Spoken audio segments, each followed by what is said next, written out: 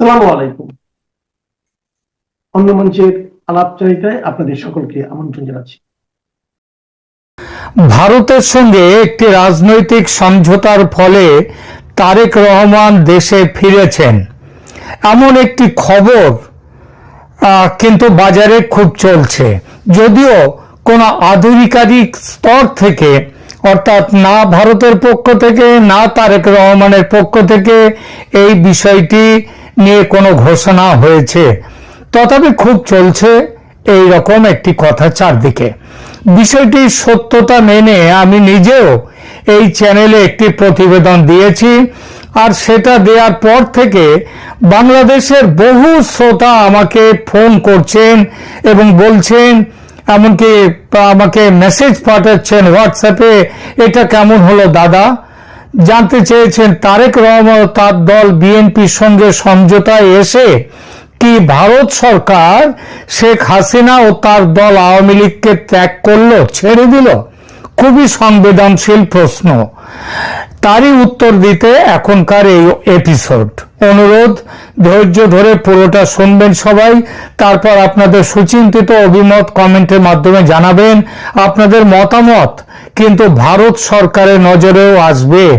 ভারত সরকার জানতে পারবে বিএনপির সঙ্গে সমঝোতা বাংলাদেশের মানুষ, বিশেষ করে আওয়ামী লীগ সমর্থকরা কিভাবে নিচ্ছে। আসা যাক আলোচনায়। ভারত সরকার শেখ হাসিনা বা তার দল আওয়ামী লীগকে পুরোপুরি পরিত্যাগ করেছে, বিষয়টি এত সহজ বা সরল রেখার বিষয় নয়।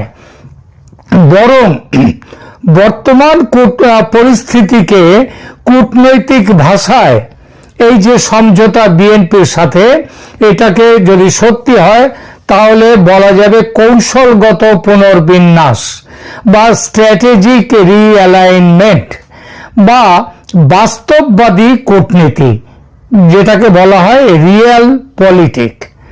2025 সালের ডিসেম্বর মাসের সর্বশেষ পরিস্থিতি ও ভূ রাজনৈতিক প্রেক্ষাপট বিশ্লেষণ করলে দেখা যায় ভারতের অবস্থান বর্তমানে একটি দ্বিমুখী নীতির ওপর দাঁড়িয়ে আছে। একদিকে শেখ হাসিনাকে ব্যক্তিগত নিরাপত্তা দেওয়া, আর অন্যদিকে বাংলাদেশের নতুন রাজনৈতিক বাস্তবতায় বিএনপির সাথে সম্পর্ক স্বাভাবিক করার চেষ্টা করা। বিষয়গুলো বিস্তারিত আলোচনা করা যাক। প্রথমত, শেখ হাসিনাকে কি ভারত পরিত্যাগ করেছে? এর এক কথায় উত্তর না, এবং খুবই জোরের সঙ্গে না। ভারত সরকার শেখ হাসিনাকে ব্যক্তিগতভাবে পরিত্যাগ করেনি, বরং তাকে আশ্রয় দেওয়া এবং আইনি সুরক্ষা নিশ্চিত করার মাধ্যমে ভারত তার দীর্ঘদিনের মিত্রের প্রতি বিশ্বস্ততা বজায় রেখেছে। 2024 সালের আগস্টে ক্ষমতাচ্যুতির পর থেকে শেখ হাসিনা ভারতেই আছেন। বাংলাদেশ থেকে তাকে ফিরিয়ে নেয়ার বা এক্সট্রাডাইট করার জন্য একাধিকবার আনুষ্ঠানিক অনুরোধ এবং এমনকি আন্তর্জাতিক অপরাধ ট্রাইব্যুনালে মৃত্যুদণ্ডাদেশ হওয়ার পরেও ভারত তাকে ফেরত দেয়নি। ভারতের পররাষ্ট্র মন্ত্রণালয় স্পষ্ট করেছে যে বাংলাদেশের অনুরোধ তারা পর্যালোচনা করছে, কিন্তু পর্যালোচনার কোনো সময়সীমা জানায়নি, কোনো চূড়ান্ত সিদ্ধান্ত জানায়নি। কবে জানাবে তাও কিছু বলেনি, অর্থাৎ অনির্দিষ্টকালের জন্য ফেলে রেখেছে। এমনকি অতি সম্প্রতি পররাষ্ট্র বিষয়ক পার্লামেন্টের সর্বদলীয় বিশেষ সাব কমিটি স্পষ্ট সিদ্ধান্ত নিয়েছে শেখ হাসিনাকে প্রত্যর্পণ করা হবে না। তিনি ভারতের সম্মানিত অতিথি হিসেবে গত 1.5 বছর যেমন আছেন তেমনই থাকবেন। এটি প্রমাণ করে যে রাজনৈতিকভাবে আওয়ামী লীগ কোণঠাসা হলেও বাংলাদেশে ভারত শেখ হাসিনাকে নিরাপদ আশ্রয় দিয়ে যাবে। এটি ভারতের পুরনো নীতিও মিত্রদের বিপদের সময় একা না ছাড়া। তাহলে প্রশ্ন করতে পারে, নির্বাচন ইনক্লুসিভ করার দাবি জানাবার পর এবং আওয়ামী লীগ নির্বাচনে অংশ নিয়ে জিতে ক্ষমতায় আসবে, এই দাবিটা তো করেছে ভারত যে আওয়ামী লীগকেও নির্বাচনে নিতে হবে।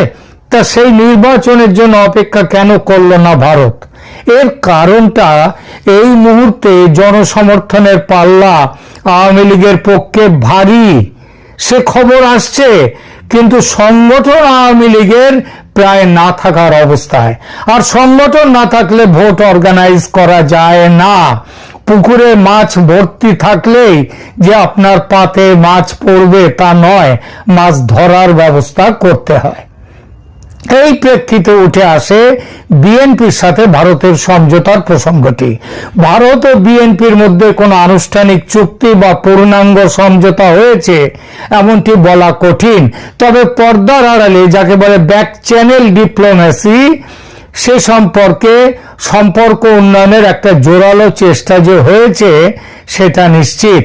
একে সমঝোতা না বলে পারস্পরিক স্বার্থের সমীকরণ বলা যেতে পারে, যে সমীকরণ অনুযায়ী ভারত যেমন দেখবে নিজের স্বার্থ, বিএনপিও ক্ষমতায় এসে দেখবে বাংলাদেশের স্বার্থ। কেউ কারোর স্বার্থ ক্ষুণ্ণ করবে না। বিএনপির সঙ্গে ভারতের পূর্ব সম্পর্কের ইতিহাস আদৌ মধুর নয়। বিদ্বেষ ও শত্রুতার অনেক ইতিহাস আছে, সেসব উল্লেখ নাই করলাম। তারপরেও কেন তাহলে বর্তমানের এই সমঝোতা? এর মূলে আছে আওয়ামী লীগের অনুপস্থিতি বাংলাদেশের রাজনীতিতে। 2025 সালের প্রেক্ষাপটে আওয়ামী লীগ নির্বাচনে অযোগ্য বা নিষিদ্ধ ঘোষিত হওয়ায় এবং দলটির সাংগঠনিক কাঠামো ভেঙে পড়ায় ভারতের সামনে বাংলাদেশের মিত্র হিসেবে বিএনপি অপেক্ষা আর কোনো শক্তিশালী বিকল্প নেই। এটা ভারতের কাছে মন্দের ভালো, লেসার অফ টু এভিলস।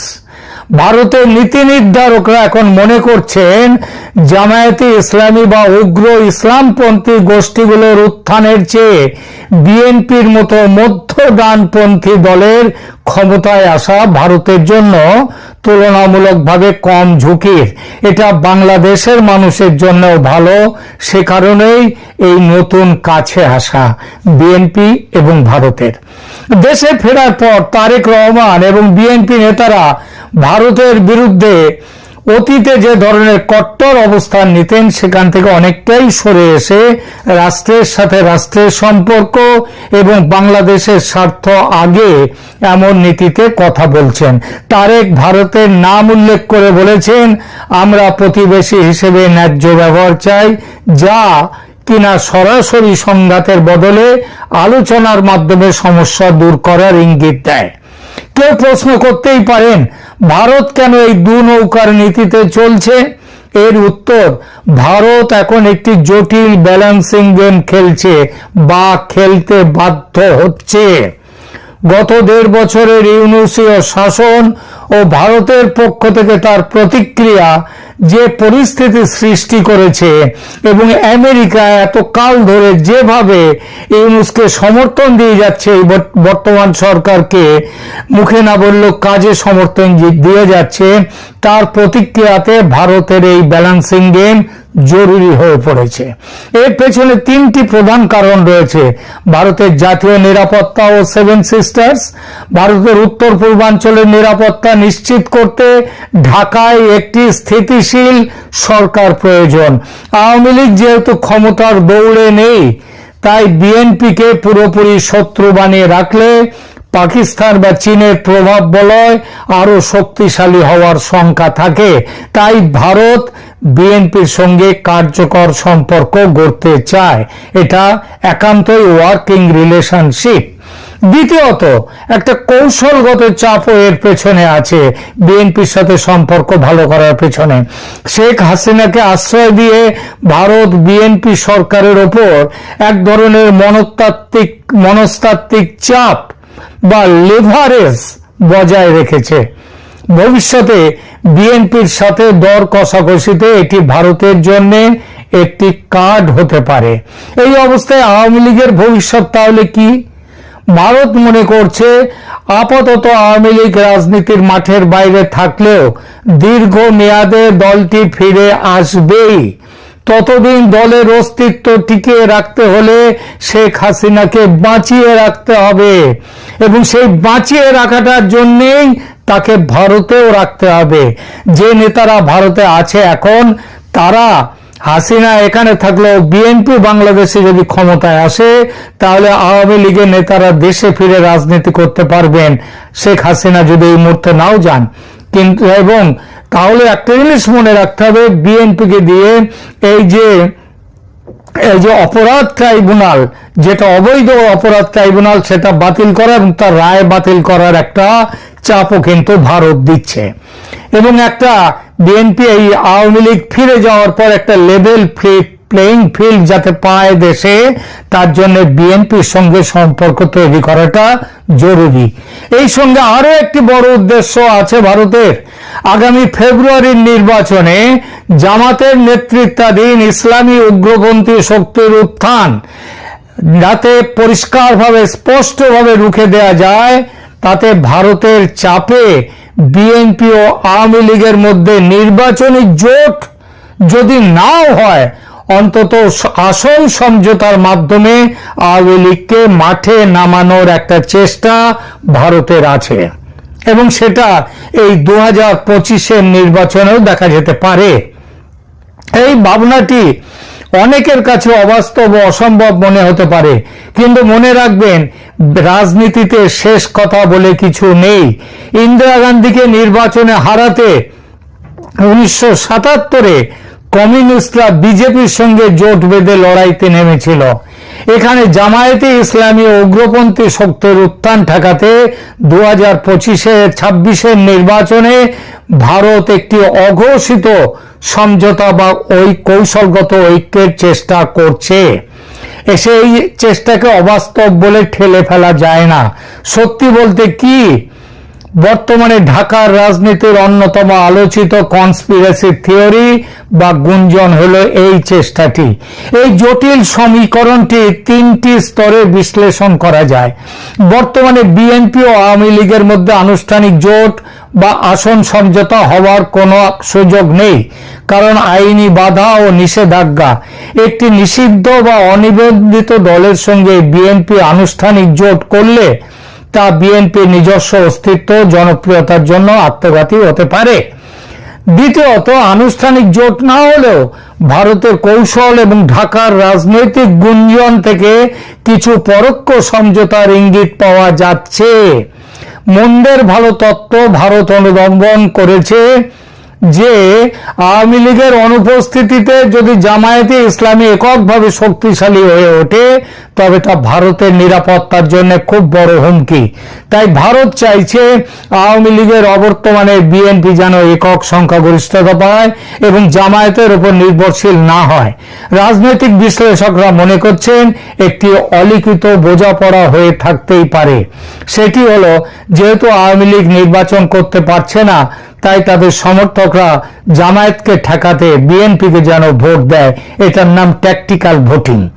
এই প্রক্রিয়ায় বিএনপির লাভ হলো একক ক্ষমতা নিশ্চিত করা, আর ভারতের লাভ হলো জামায়াত মুক্ত বা জামায়াত নিয়ন্ত্রিত নয়, জামায়াত মুক্ত একটি সরকার বা জামায়াত নিয়ন্ত্রিত নয় এমন একটি সরকার।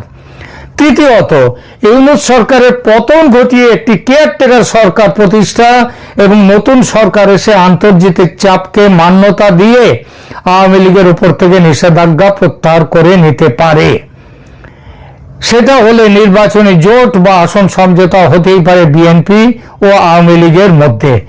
এটা যারা ভাবছেন অসম্ভব, তাদের উদ্দেশ্যে বলি, বাংলাদেশের রাজনীতিতে আওয়ামী লীগ ও বিএনপি এই দুই প্রধান দলের মধ্যে চরম শত্রুতা থাকলেও অতীতে জাতীয় সংকট বা সাধারণ শত্রুর বিরুদ্ধে তাদের এক মঞ্চে আসা বা সমঝোতা করার একাধিক ঐতিহাসিক নজির রয়েছে।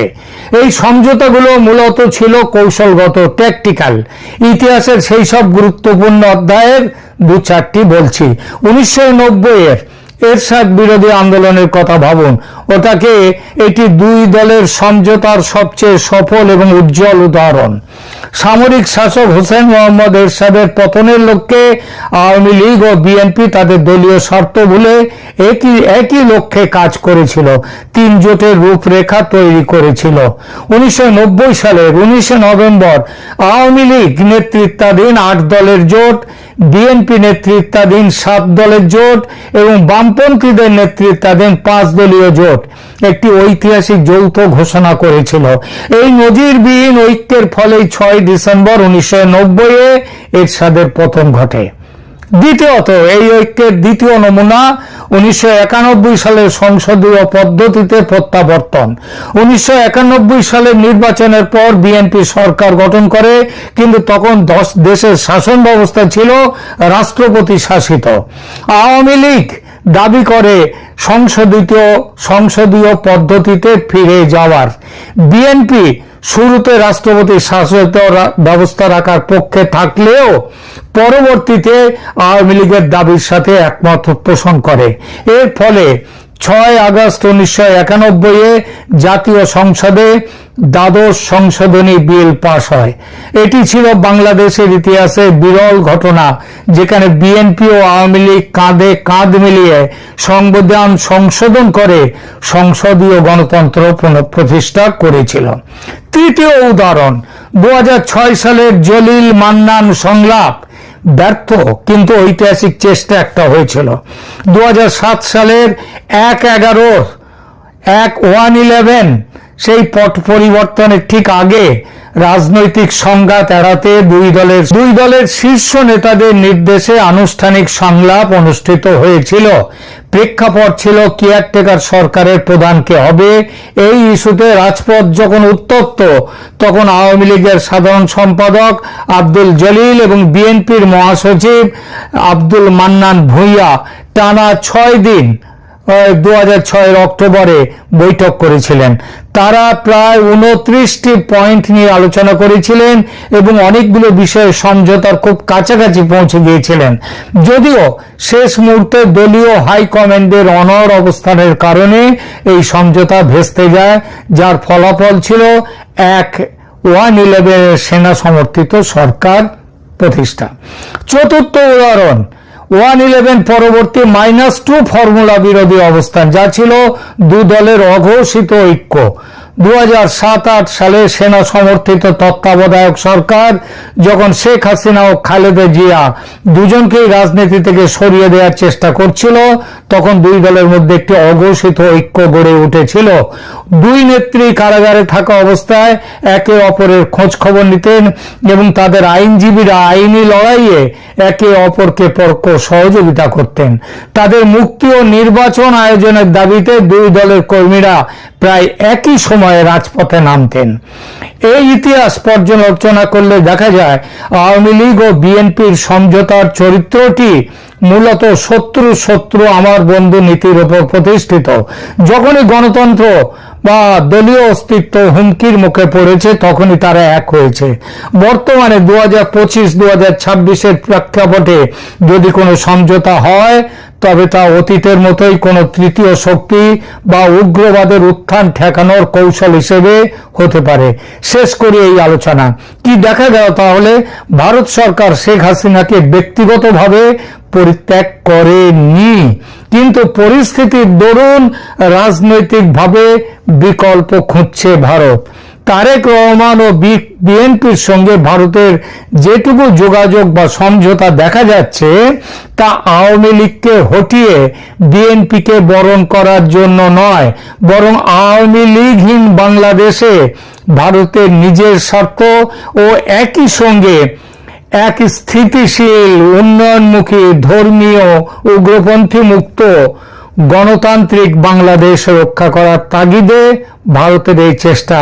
কারণ ভারতের পেটের মধ্যে রয়েছে বাংলাদেশ, আর পেট যদি মানুষের ঠিক না থাকে, মুড়ি ঠিক না থাকে তখনই, মাথা ঠিক থাকে তখন যখন ভুঁড়ি ঠিক থাকে। সুতরাং বাংলাদেশের সাথে ভারতের অস্তিত্ব জুড়ে আছে, কেউ কাউকে বাদ দিয়ে চলতে পারবে না। ধন্যবাদ। আসসালামু আলাইকুম দর্শক, সাধারণ মানুষের ভাবনা, সাধারণ মানুষের ধারণা খুব কম ক্ষেত্রেই ভুল প্রমাণিত হয়, অধিকাংশ ক্ষেত্রেই সেগুলো সঠিক বলে প্রমাণিত হয়। যেমন 2024-এর 5 আগস্ট গণ অভ্যুত্থানের মাত্র কদিন পরে সেই মানুষের মধ্যে এই ধারণা স্পষ্ট হতে থাকলো যে ওই আন্দোলন বা ওই গণ অভ্যুত্থানের নেতৃত্বে যে ছাত্র নেতারা ছিলেন তাদের অধিকাংশই হয় জামাত শিবিরের রাজনীতির সঙ্গে সরাসরি জড়িত, অথবা অধিকাংশই জামাতের মনোভাবাপন্ন অথবা জামাতের আদর্শের দ্বারা অনুপ্রাণিত, এবং সেটি নানান ক্ষেত্রে আমাদের সামনে বাস্তবতা হিসেবে উপস্থিত হয়েছে। এবং সেই ছাত্র সমন্বয়কদের মধ্য থেকে বা তাদের নেতৃত্বে পরবর্তীতে এসে জাতীয় নাগরিক পার্টি বা এনসিপি নামে যে দলটির আত্মপ্রকাশ ঘটল, তখন আমাদের মতো অনেকেই বলার চেষ্টা করছিলেন বা সাধারণ মানুষও মন্তব্য করেছিলেন এটি স্রেফ এনসিপি, স্রেফ জামাতের বি টিম, এবং সেটি এখন একেবারে স্পষ্ট হতে চলেছে। তার কারণ এনসিপি নাকি এর মধ্যে জামাতের সঙ্গে জোট বেঁধেছে, নির্বাচনী জোট। বুধবার রাতে এই বিষয়ে তাদের সঙ্গে সব ধরনের কথাবার্তা চূড়ান্ত হয়ে গেছে জামাত এবং এনসিপির মধ্যে। সেই বিষয়টি আমাদের সামনে তুলে ধরেছেন, একেবারে উন্মোচন করেছেন সাবেক ছাত্র সমন্বয়কদের খুব গুরুত্বপূর্ণ একজন নেতা আব্দুল কাদের। তিনি বলেছেন যে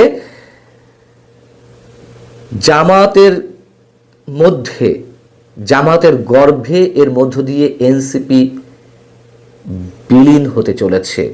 খুবই যৌক্তিক কথা, বিলীন হওয়ারই কথা।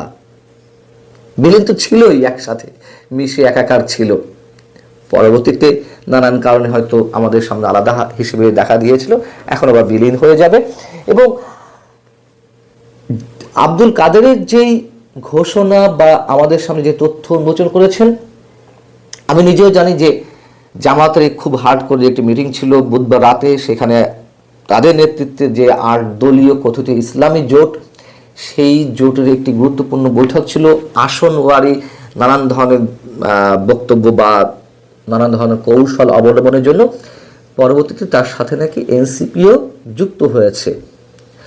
তো আব্দুল কাদের সম্বন্ধে আরেকটু বলি, তিনি এনসিপি গঠনের পর সরাসরি সেই রাজনীতিতে জড়িত না হলেও বৈষম্যবিরোধী ছাত্র আন্দোলনের নেতা হিসেবে গুরুত্বপূর্ণ দায়িত্ব পালন করে যাচ্ছিলেন, এবং ঢাকা বিশ্ববিদ্যালয়ে দীর্ঘদিন পর যে ডাকসুর নির্বাচন হলো, সেই ডাকসুর নির্বাচনে এনসিপি মনোনীত প্রার্থী হিসেবেই তিনি ভিপি পদে প্রতিদ্বন্দ্বিতা করেছিলেন, এবং সরকারের সাবেক উপদেষ্টা আসিফ মাহমুদ সজীব ভুঁইয়ার খুব ঘনিষ্ঠ হিসেবে পরিচিত।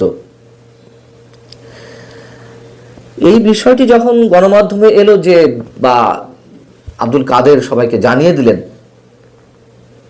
যে জামাতের গর্ভে এনসিপি বিলীন হতে চলেছে বা মাত্র 30টি আসনে সমঝোতা হয়েছে, কত টাকা এনসিপিকে দেওয়া হবে সে বিষয়ে চূড়ান্ত হয়েছে।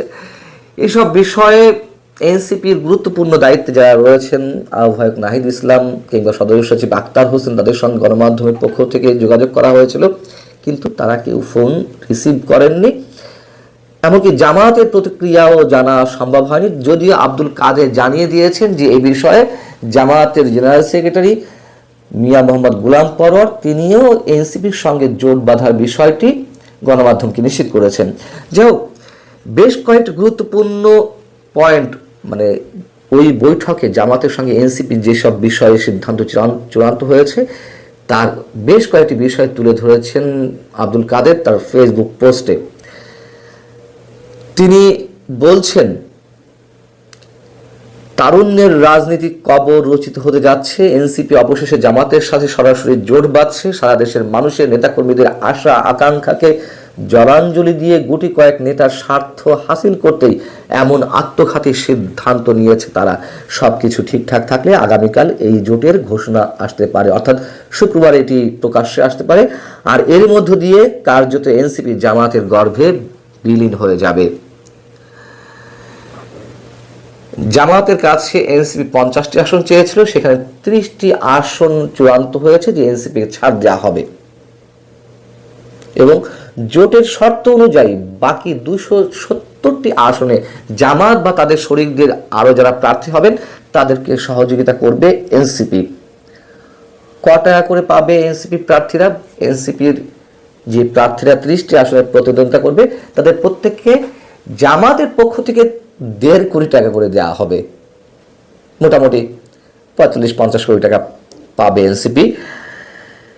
এবং সমঝোতার 30 আসনে এনসিপির কারা প্রার্থী হবেন সেই জন্য জামাতের পক্ষ থেকে এনসিপির একজনকে নির্ধারণ করে দেওয়া হয়েছে। সেই নির্ধারিত ব্যক্তিকে জামাতের অনুসারী বা জামাতের সঙ্গে ঘনিষ্ঠ সম্পর্ক রয়েছে এনসিপির মধ্যে, যাকে বলা হয় সেই যুগ্ম আহ্বায়ক নাসিরউদ্দিন পাটোয়ারি, জ্যেষ্ঠ যুগ্ম আহ্বায়ক। আবার নাসিরউদ্দিন পাটোয়ারি যে একা ঠিক করবেন তা না, তিনি আবার জামাতের নায়েবে আমির মানে আব্দুল্লাহ মোহাম্মদ তাহের তার সঙ্গে মিলেই চূড়ান্ত করবেন যে এনসিপির কে কে প্রার্থী হবেন। আর কিছু থাকে দলীয় মানে নিজস্ব যে বৈশিষ্ট্য বা স্বকীয়তা, এগুলো বিসর্জন দেওয়ার ক্ষেত্রে আর তো কিছু বাকি থাকে না, সবই জামাত নির্ধারণ করবে। এখানে বলা হচ্ছে মানে আব্দুল কাদের যিনি দাবি করছেন পরবর্তীতে ছোটনগংয়ের সাথে নাহিদ ইসলামরা আরো এক ধাপ আগানো সমঝোতা হয়েছে। ছোটনগং বলতে কাদেরকে বোঝানো হয় আপনারা জানেন। নুরুল ইসলাম ছোটন একসময়ের সাংবাদিক, যার সাথে সখ্যতা রয়েছে বা যা একই সাথে একটা অন্য ধরনের বাংলাদেশ নির্মাণ করতে চায়। কোন ধরনের বাংলাদেশ তা তো আপনারা জানেন যে এই গ্যাংয়ের সদস্য কারা। বিশেষ একটি পত্রিকার সম্পাদক, তারপরে ফ্রান্সে একজন দার্শনিক আছেন যাকে অনেকে দার্শনিক বলে চিহ্নিত করেন, সব বিষয়ে মোটামুটি একেবারে বিশারদ, সে পিনাকি ভট্টাচার্য। এবং এদের সাথে আর এক বুদ্ধিজীবী চিন্তাবিদ রয়েছেন ফরহাদ মজহার। তাদের একটি আলাদা গ্যাং আছে অনেকে মনে করেন। সেই গ্যাংয়ের অন্যতম সদস্য নুরুল ইসলাম ছোটন নাকি জানিয়েছে যে পশ্চিমারা প্রধানমন্ত্রী হিসেবে কিংবা বিরোধী দলীয় নেতা হিসেবে সংসদে জামাতকে চায় না। সেই হিসেবে নির্বাচনে জিতলে নাহিদ ইসলাম হবেন প্রধানমন্ত্রী। যদি নাহিদ ইসলাম জিতে যায় 30টি আসন দিয়ে প্রতিদ্বন্দ্বিতা করার পরও যদি নাহিদ ইসলাম এমপি হিসেবে নির্বাচিত হন, নাহিদ ইসলাম হবেন প্রধানমন্ত্রী। আর বিরোধী দলে গেলে নাহিদ হবেন বিরোধী দলীয় নেতা। তো আব্দুল কাদের বলছেন এত তরুণ নিজের গোছানো ক্যারিয়ার, পরিবার পরিজন বাদ দিয়ে দেশের হাল ধরতে এসেছিল, একটা সম্ভাবনা তৈরি করেছিল, স্বপ্ন দেখেছিল। নাহিদ ইসলামরা গতকাল রাতে সেই স্বপ্নকে মাটি চাপা দিয়ে এসেছেন।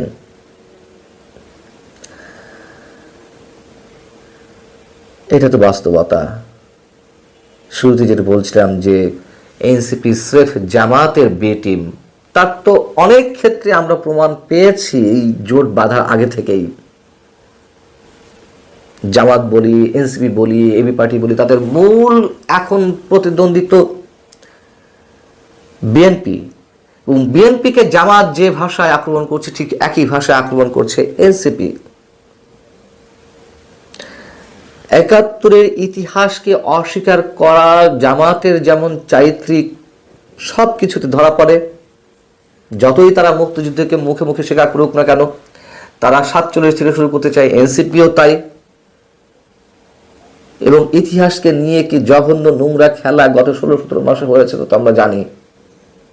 এবং দলীয় কার্যক্রম সবকিছুই তো জামাতের সঙ্গে মিলেমিশে একাকার। জামাতের মঞ্চে উঠে সার্জিস আলম, হাসনাত আব্দুল্লাহ যে জামাতের নেতাদের প্রশংসায় পঞ্চমুখ হতে দেখেছি আমরা সবসময়। জামাতের কর্মকাণ্ড নিয়ে তাদের বক্তব্য দেখেছি। এবং মুক্তিযুদ্ধের ক্ষেত্রেও জামাতের ভূমিকা নিয়ে ইতিবাচক ভূমিকা নাকি ছিল, সেই সব কথাও এনসিপি নেতারা বলেছেন। এই আমাদেরকে শুনতে হয়। অতএব এতে অবাক হওয়ার কিছু নেই যে জামাতের গর্ভে বিলীন হয়ে যাওয়ার বিষয়টি এনসিপির জন্য।